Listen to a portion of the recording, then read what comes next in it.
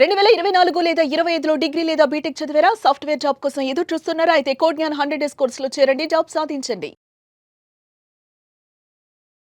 నమస్కారం ఉమా గారు. నమస్తే అమ్మా.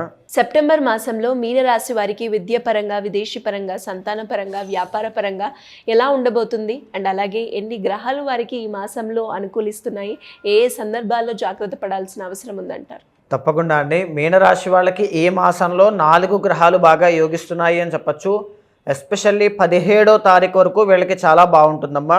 17 తర్వాత రవి బలము అనేటువంటిది తగ్గుతోంది కాబట్టి కాస్త ఆ సమయం నుంచి జాగ్రత్తగా ఉండాలి. ఎలాంటి జాగ్రత్తలు తీసుకోవాలో కూడా మనం చెప్పుకుందామండి. ప్రధానంగా వీళ్ళకి 5th అండ్ 6th హౌసెస్లో శుక్రబలము అనేటువంటిది బాగుంది.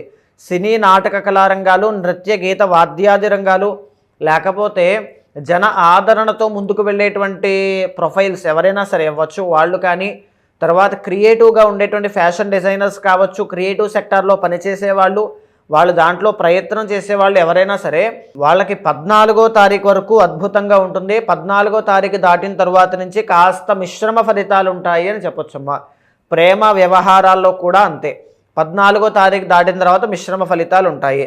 6th అండ్ 7th హౌసెస్లో బుధగ్రహ సంచారం చాలా బాగా యోగిస్తోంది. వ్యాపారస్తులు, మీనరాశి వాళ్ళు ఎస్పెషల్లీ వ్యాపారం చేయడానికి జన్మించినటువంటి జాతకులండి. అలాంటి మీనరాశి వాళ్ళకి వ్యాపారం ఈ మాసంలో కూడా దిగ్విజయంగా ముందుకు వెళ్తుంది. వ్యాపారంలో ఉండేటువంటి ఒడిదుడుకుల్ని తెలివితేటలతో, చాకచక్యంతో దాటుకుని ముందుకు వెళ్తారు.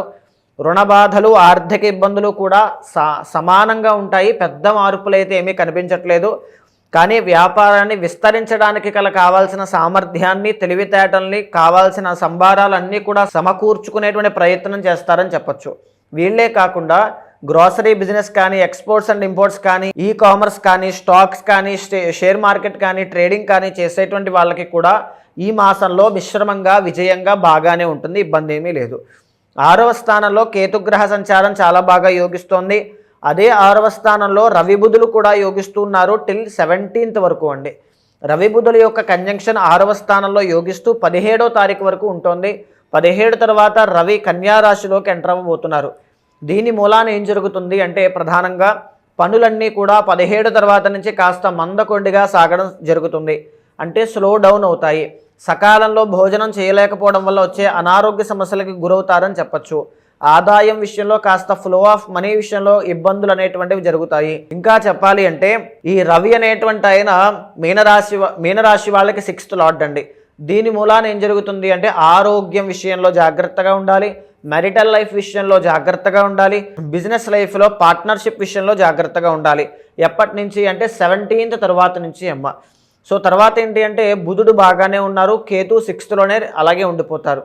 తర్వాత కుజుడి వైపు మనం చూస్తే కనుక 7వ, 8వ స్థానాల్లో కుజగ్రహ సంచారము అనేటువంటిది నడుస్తుంది. దీని మూలాన ఏం జరుగుతుంది? ప్రధానంగా మీనరాశి వాళ్ళకి డబ్బు అనేటువంటిది కావాలి, నిలబడాలి, డబ్బు బాగా సంపాదించాలి, ఒక జాక్పాట్ కొట్టాలి అంటే కుజబలం ఎప్పుడైతే ఉంటుందో అప్పుడే వీళ్ళకి బాగుంటుంది. సో కుజుడు ఇప్పుడు వాస్తవానికి అంతగా యోగించడం లేదండి. 7వ, 8వ స్థానాల్లో ఉన్నారు. సో ఈయన ఎప్పుడు యోగిస్తారు అంటే 2026 జనవరి, ఫిబ్రవరి మాసాల్లో అద్భుతంగా యోగిస్తూ అప్పుడు ధనయోగాన్ని ఇస్తారు. ఇప్పుడు ఏం జరుగుతుంది అంటే ఈ 15వ తారీఖు దాటిన తర్వాత నుంచి 8వ స్థానంలోకి కుజుడు వెళ్ళడం వల్ల ఆయనకి కాస్త అంటే చూసేటువంటి వాళ్ళు ఆయనకి కాస్త బలం తగ్గుతుంది. దీని మూలాన ఏంటి అంటే మీనరాశి వాళ్ళు అప్పుల పాలయ్యే అవకాశాలు ఎక్కువ ఉంటాయి. ఎప్పుడు అండి? 15వ తారీఖు దాటిన తర్వాత కుజుడు వీక్ అయినప్పుడు వచ్చేటువంటిది అనమాట.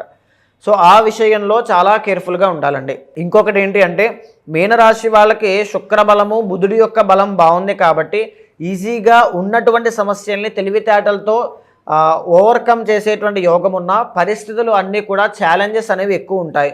దాంతోపాటుగా సెప్టెంబర్ మాసంలో 7వ తారీఖున చంద్రగ్రహణం అనేటువంటిది పడుతుంది. అది కుంభరాశిలో పట్టడం చేత మీనరాశి 2వ స్థానం అవ్వడం చేత ఫైనాన్షియల్లీ ఇన్వెస్ట్మెంట్స్ పెట్టేటువంటి వాళ్ళు కానీ, వాత దోషాలతో ఇబ్బంది పడేటువంటి వాళ్ళు కానీ, మాట ద్వారా బ్రతికేటువంటి వాళ్ళు, రుణబాధలతో ఇబ్బంది పడేటువంటి వాళ్ళు చాలా కేర్ఫుల్గా ఉండాలి. ఈ గ్రహణం పూర్తయిన తర్వాత రోజు 8వ తారీఖున కేజింపావు మినువులు, కేజింపావు బియ్యము, వెండి చంద్రబింబము, రాగి పాత్ర, నల్ల నువ్వులు దానంగా ఇవ్వండి. రేవతి నక్షత్ర జాతకులైతే పెసలు దానంగా ఇవ్వండి. పూర్వాభాద్ర నక్షత్ర జాతకులైతే శనగలు దానంగా ఇవ్వండి. ఉత్తరాభాద్ర నక్షత్ర జాతకులైతే నల్ల నువ్వులు సరిపోతుంది. ఏకాదశ రుద్రాభిషేకం చేయించడం వల్ల అద్భుతంగా గ్రహణ ప్రభావం, గ్రహ బాధల నుంచి బయటకు వస్తారు. వీళ్ళకి కలిసి వచ్చే రంగు ఈ మాసంలో? ఈ మాసం వరకు వీళ్ళకి కలిసి వచ్చేటువంటి రంగు లేత పసుపు పచ్చ రంగు, అంటే గ్రీన్ కలర్ అండి, లైట్ గ్రీన్ అన్నమాట. కలిసి వచ్చే రోజు? కలిసి వచ్చే రోజు బుధవారం చాలా బాగా కలిసి వస్తుందమ్మా. కలిసి వచ్చే నెంబర్ 5 చాలా బాగుంటుంది. ఏ దేవునికి వీళ్ళు ఆరాధిస్తే బాగుంటుంది అంటారు ఈ మాసంలో? ఈ మాసం వరకు మీరు చూసుకుంటే కనుక నవగ్రహ ఆరాధన ఎక్కువగా చేయాలి. రుణబాధలు ఉన్నవాళ్ళు సుబ్రహ్మణ్య స్వామి ఆరాధన చేయండి. కెరీర్లో గ్రోత్ లేదనుకున్న వాళ్ళు శివార్చన ఎక్కువగా చేయండి, లేదా గణపతి యొక్క సాధన అద్భుతమైన శుభ ఫలితాలు తీసుకొచ్చి పెడుతుంది.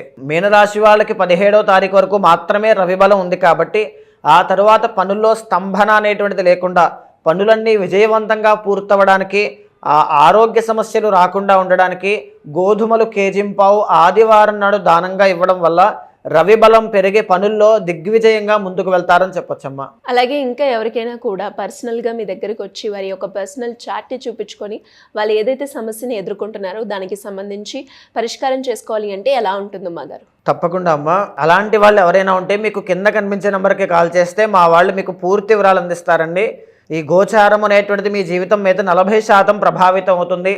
మిగిలిన 60% మీరు తీసుకునే నిర్ణయాలు బట్టి, మీ ప్రయత్న బలం బట్టి, మీ పర్సనల్ చార్ట్ బట్టి డిసైడ్ అవుతుంది. అలాంటి వాళ్ళు ఎవరైనా సరే మీకు ఈ కష్టం ఉంది అనేటువంటి బాధపడకుండా మీ వెనకాల నేను ఉంటాను. ఒక ఫ్యామిలీ మెంబర్లా కావచ్చు, ఒక బ్రదర్లా కావచ్చు, ఒక ఆస్ట్రాలజర్ లాగా మీకు ఎప్పుడు ఏ గైడెన్స్ కావాలన్నా, ఎలాంటి లెఫ్ట్ ఆర్ రైట్ సిచ్యువేషన్లోనైనా మీ వెనకాల నేను ఉంటాను. మీ జాతకాన్ని చూసిన తర్వాత ఏదైనా దోషాలుంటే శాంతి పరిహారములు మీతో ఆచరింపచేసి భగవత్ అనుగ్రహం కలిగేలా చేస్తాను. థ్యాంక్ యూ అమ్మ గారు. Thank you so much. నమస్తే అమ్మా.